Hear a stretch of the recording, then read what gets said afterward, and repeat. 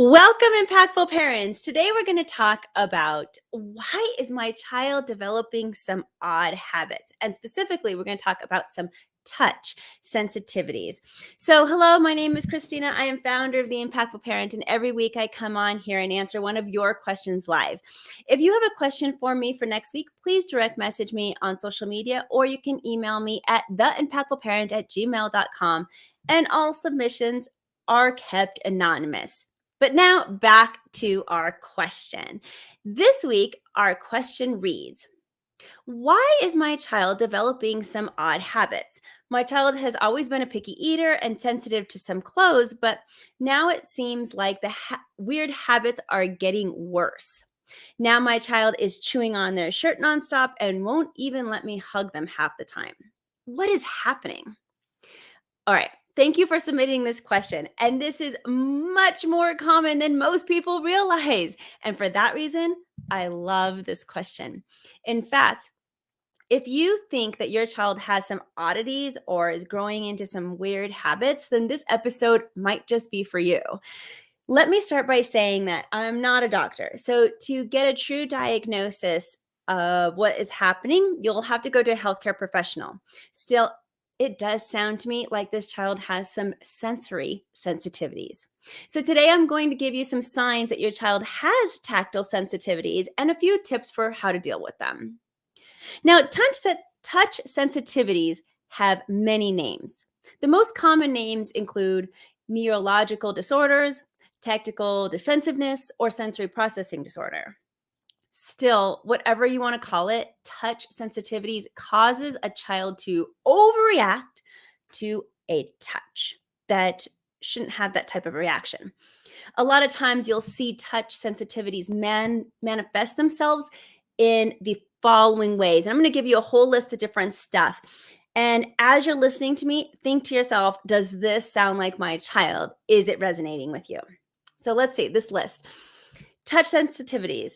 Well, it could be difficulty wearing clothing because they complain that the fabric is just too itchy or too rough.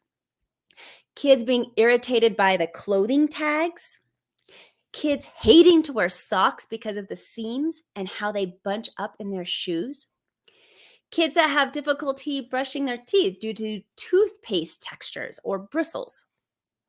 Kids who can't get their hair cut, either because the barber touches them in a weird way with the razor or the scissors, or also those little tiny hairs that get on them due to a haircut.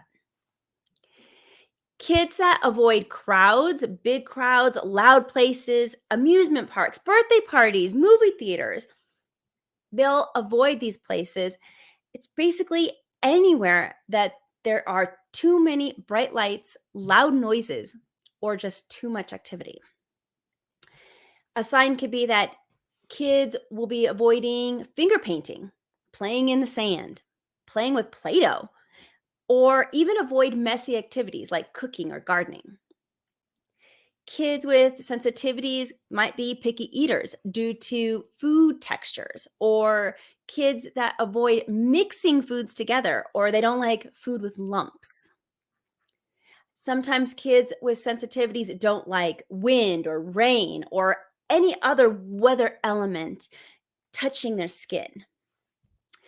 Kids that don't like unexpected hugs or kisses or just any unexpected touch in general. Maybe you see your child rubbing off their hug or kiss that you gave them. And kids with sensitivities will instantly go into a flight or fight mode response with simple, non-threatening touches. Now, do you see a pattern in those examples? I hope you do, because these kids are overly sensitive to anything that touches them. For example, think of a simple touch like a hug, feeling like a bear is squeezing you. That could be one example. Most touch is exaggerated for kids with sensory sensitivities. Now, on a side note, I will also mention that this disorder has an opposite friend on the other side of the spectrum where the child is now sensory seeking, which means they're not getting enough sensory input and they actually want more touch. And if you're interested in learning more about that disorder, send me a quick message. Let me know in the comments, and perhaps I can do that episode coming up next week. But I want to stick with this one right now. Now, before I forget, a lot that disorder that is on the opposite end with sensory seeking, that one's actually often mistaken for ADHD, and it's not even ADHD related. So it's really important to know the difference. But back to sensory sensitivities. Now, sensory sensitivities don't affect your child's ability to learn.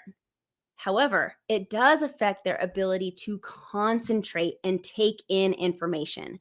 That's why it's so important to diagnose this disorder early before your child has any academic challenges. The tactile system in their body also affects their emotional triggers in the brain. That is why overstimulating your child will cause them to cry at a drop of a hat or irritate them into a bad mood. When your child is overstimulated, they will go into a fight or flight mode, and certain touches will be seen as threatening. For example, if you give your child a light touch on the neck or a pat on the back and they react in a flight response like, get away from me, then you've just seen your child go into a flight mode.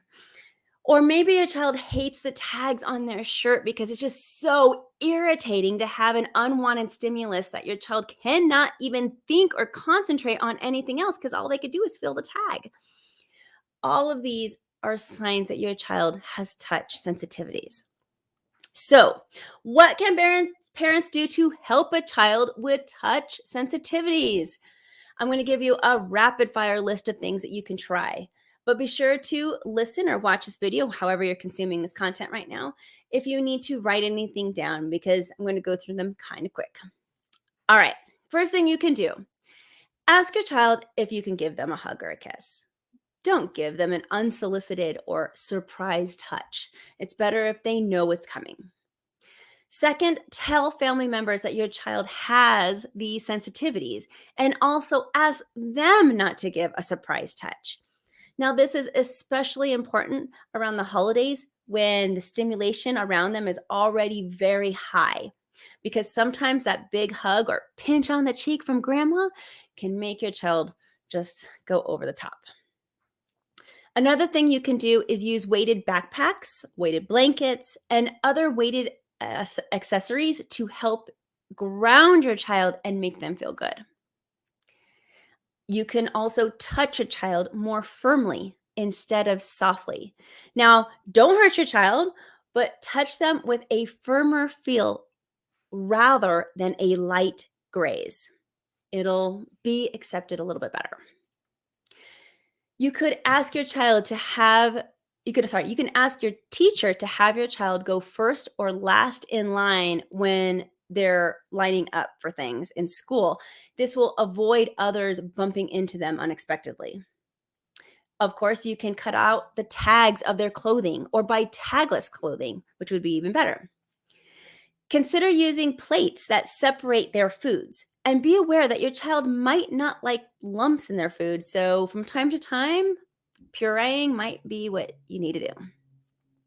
Definitely avoid tickling your child. And my favorite thing to do for a sensory sensitive child is to create a corner in their room or in your house where it's a safe space for them, where they can get away when they're very stimulated and they just need a place to calm down. Maybe it's a tent or a dark room, but create a quiet space with dim light or even a red light bulb, and have soothing tactical comfort tools in that space like soft pillows. Ask your child to partake in some heavy work, could also help regulate them when they're feeling oversensitive. And heavy work is any type of activity that pushes or pulls against the body. So, heavy work activities can help kids with processing issues feel more centered. So, the next time you have some heavy boxes or really heavy books around the house, just ask them to carry them around. Sometimes also oral stimulation will help a child be distracted from whatever's irritating them, and instead they'll focus on the oral activity happening in their mouth.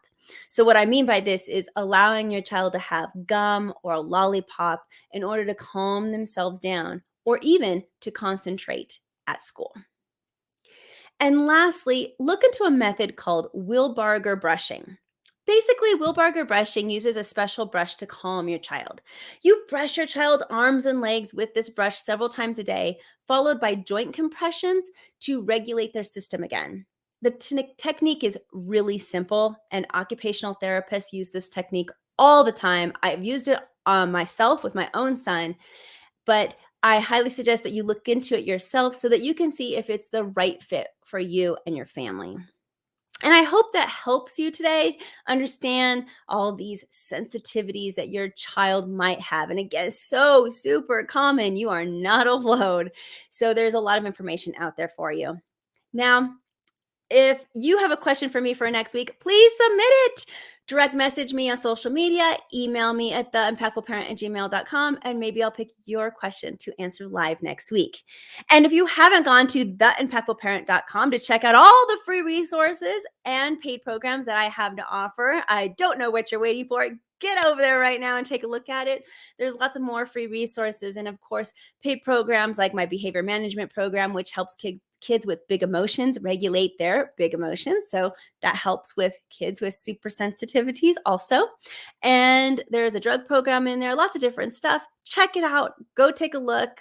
And until next time, you got this, parents. I'm just here to help. Have a great day.